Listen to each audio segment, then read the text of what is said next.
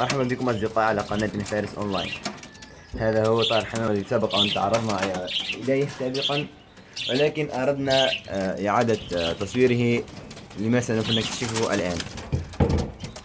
ويبدو أنه هائج لأنه يرى أشياء غريبة أمامه. يمكن شاهدوا، هذا هو طائر الحمام القروي. يوجد الشيء الغريب الذي لم نصوره سابقا، هو البيض الذي سوف تشاهدونه الآن إن شاء الله. هذا هو البيض. كما ترون يوجد كذلك ألوان مختلفة منه، يبلغ ثمنه إلى 2000 دينار فلسطيني. انظروا إليه، يوجد مختلف اللون، مختلف الألوان. وكذلك انظروا إلى ذلك الطائر الصغير، يبدو أنه قد خرج من العش. إنه حي، لا تخاف، إنه حي. قد خرج من العش. هذا ما أردت أن أريكم إياه،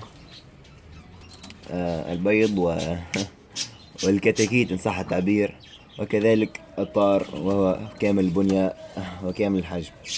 أشكركم على المتابعة، وتابعونا لكي تروا الأعجب في الحلقة القادمة إن شاء الله. والسلام عليكم.